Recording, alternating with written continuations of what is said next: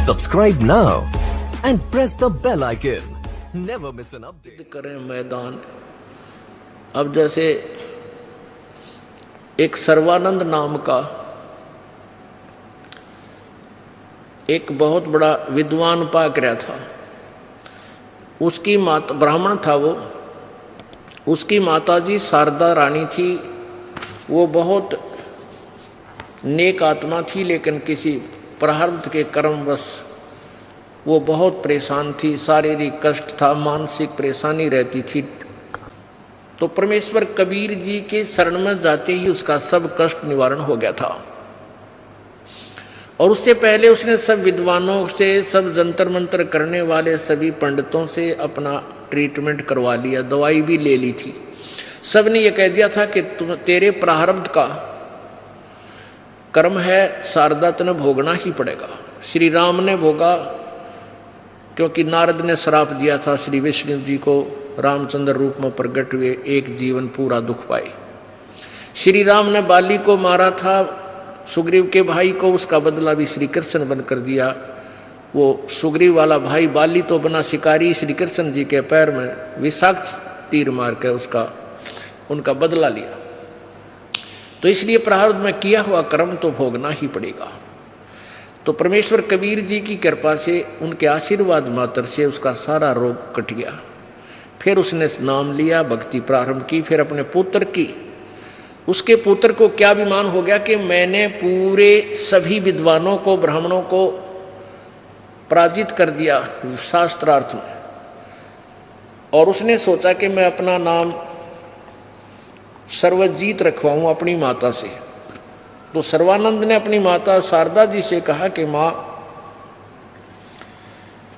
मेरा नाम सर्वजीत रख दो। माँ ने कहा, बेटा सर्वानंद कौन सा बुरा नाम है, ये बहुत अच्छा नाम है, कारण क्या है? तो सर्वानंद ने कहा कि माता जी, मैंने सभी विद्वानों को शास्त्रार्थ में पराजित कर दिया, और मैं चाहता हूं कि मेरे नाम से ही विदित हो जावे कि ये है वह सर्वजीत जिसने सब विद्वानों को पराजित कर दिया। तो उसकी माँ बोली, भाई एक विद्वान को और पराजित कर दे, फिर अपने पुत्र का नाम सर्वजीत रख दूंगी। यदि उस विद्वान को पराजित नहीं करेगा तो तेरी माँ तेरा नाम सर्वजीत नहीं रखा।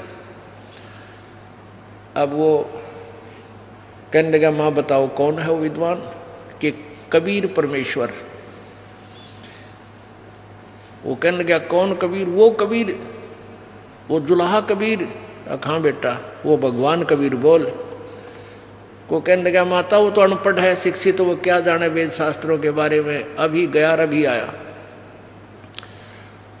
अब सर्वानंद परमात्मा के पास पहुंचा।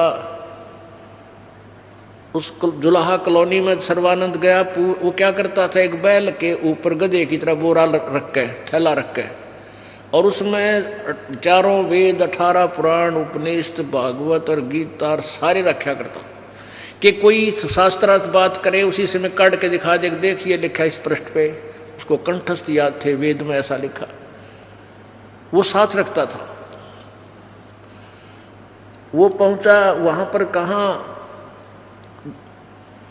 अब सोरठ में बताऊंगा क्योंकि इस समय थोड़ा रह गया। अब सर्वानंद कबीर जी की झोंपड़ी पर पहुंच गया।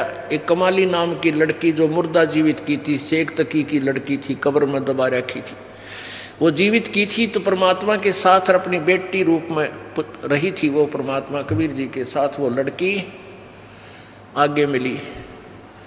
उस लड़की से कहा कि बेटी तू पानी ला। लड़की अंदर से पानी भर के लाई एक लोटा, और कहा मेरे इस पात्र में डाल दे। सर्वानंद के पास एक लोटा था, और वो लबालब भरवा लिया कति ऊपर तक। उसमें एक बूंद पानी पड़े, वो भी बाहर जावे। और कहा बेटी इस जल का, इस लोटे का पानी गिरना नहीं चाहिए, और कबीर जी को दे दे। जो इसका उत्तर दे मुझे बताना। तो वो कमाली धीरे धीरे उस लोटे को, भरे हुए पानी को लेकर गई। कहने लगी, पिताजी ये लो। सर्वानंद, वो बाहर पंडित जी खड़ा ना, उसने ये कहा कि मेरा उत्तर लाना। परमात्मा कबीर जी ने एक बड़ी सुई लोहे की उठा, अच्छी मोटी सुई लंबी होती थी वह 5-6 इंच की, वह उठा कर उस लोटे में गिर दी और वह सुई लोटे के तली में जाकर बैठ गई और पानी बाहर निकल गया। जितनी कैपेसिटी थी सुई की। वो लड़की को कहा, जा बेटी दिया। सर्वानंद ने दे दिया उसका उत्तर, पंडित जी ने दे दे। अब पंडित जी ने पूछा कि क्या उत्तर दिया मेरा कबीर जी ने? लड़की ने कहा, पिताजी ने इसके अंदर एक सुई डाली है, कोई उत्तर नहीं दिया। कहा, ये इसका उत्तर ही है। फिर वो अंदर आकर कहने लगा कि कबीर जी आपने मेरे प्रश्न का क्या उत्तर दिया? परमेश्वर ने कहा, प्रश्न बताओ पंडित जी। अब सर्वानंद ने कहा कि मैंने सभी विद्वानों को पराजित कर दिया शास्त्रार्थ में, और मैंने अपनी माता शारदा जी से अपना नाम सर्वजीत रखवाना था। उन्होंने शर्त रख दी कि मैं आपको शास्त्रार्थ में पराजित करके आपसे लिखित रूप में लेकर जाऊंगा, तो वो मेरा नाम चेंज करेंगी, नहीं तो नहीं करेंगी। तो मैं आपसे शास्त्रार्थ करने आया हूँ, और मेरा ये प्रश्न था कि मैं ज्ञान से ऐसे परिपूर्ण हूँ जैसे ये लोटा कति लबालब भरा जल का, इसमें और जल डाला जाएगा वो बाहर जाएगा, इसमें समाएगा नहीं। यानी मैं इतना ज्ञान युक्त हूँ, मेरे साथ चर्चा करना भी तेरा व्यर्थ होगा, तेरी बात का असर मेरा नहीं होगा। परमात्मा बोले, मेरा उत्तर सुन ले। मेरा ज्ञान ऐसा ज्ञान है जैसे मैंने ये सुई डाली तेरे लोटे में, या सुई तेरे लोटे के तली में जाकर बैठ गई, तेरा पानी बाहर निकल गया। मेरा वो ज्ञान है तेरे हृदय में जाकर बैठ जाएगा, तेरा थोथा पानी सारा बाहर निकल जाएगा। और ज्ञान सब ज्ञान डी कबीर ज्ञान सो ज्ञान, जैसे गोला तोब का युग करता चला मैदान। सर्वानंद कहने लगा, अच्छा तो करो प्रश्न। परमात्मा ने कहा, कौन ब्रह्मा का पिता है, कौन विष्णु की माँ, और शंकर का दादा कौन है? सर्वानंद देव बता। अब क्या बताते हैं? कथनी के सूर्य घृणे ये कहते अटंबर ज्ञान, और बाहर जवाब आवे नहीं, फिर लीद करे मैदान। अब लीद कर गया वो सर्वानंद, चौड़ा हुआ अंडा था, वहां लीद कर गया मैदान में। और गदा को बोधे है घोड़े ने बजा देना उनका कंपटीशन में, और वो बहाना करके लीद करने लग जाएगा, आगे ना चल उसमें। सर्वानंद यानी ये सारे विद्वान नो लीद कर गए मालिक के। परमात्मा से नहीं टकराव थी, इतने दांडी पाके अंडे थे। जब बराबर में चाल जब स्पीड खींची तो कर गया लीद। ब्रह्मा विष्णु सर्वेश्वर महेश्वर का कोई पिता नहीं, कोई माता नहीं। ये फिर परमात्मा ने कहा, देवी भागवत निकाल 3रा स्कंध, उसमें पढ़ा, उसमें के पाया? मान्या फिर भी नहीं, क्योंकि सारे ग्रंथ संस्कृत में थे। संस्कृत पढ़ के और में लाग गया, बनो टा टा टा टा घणी जोर तक बोलता रहा। अब जो वहां दर्शक थे वो जुलाहे थे, सारे अशिक्षित। सर्वानंद बोला कोरी संस्कृत बोलता गया और क्यों बता दिया। और जितने श्रोता थे वो भी इस बात से, इस ज्ञान से सने पड़े थे कि ब्रह्मा विष्णु महेश के कोई माता पिता नहीं। तो सभी ने उस संस्कृत के अधिक बोलने मात्र से सर्वानंद को विजयी कर दिया और ताली बजा दी। परमात्मा बोले, भाई ठीक है, मैं हार गया तो जीत गया, विद्वान लिखवा लेके लिखवा होगा। अब वो लिखवा के ले गया कि सर्वानंद जीत गया, कबीर साहब हार गए। कबीर साहब की अंगूठा करवा लिया। अपनी माँ को जाके सुनाने लगा कि ले माता जी, उसने जाते हार मान ली मेरे तय। माँ बोली, बेटा सुना पढ़ के सुनाने लग गया। शास्त्रार्थ में सर्वानंद हार गया, कबीर साहब जीत गया। उसकी माँ बोली, रे तू नहीं कहता मैं जीत का है, तू तो हार का रहा है। ओहो माता जी गलत लिखा गया, फिर जाता हूँ।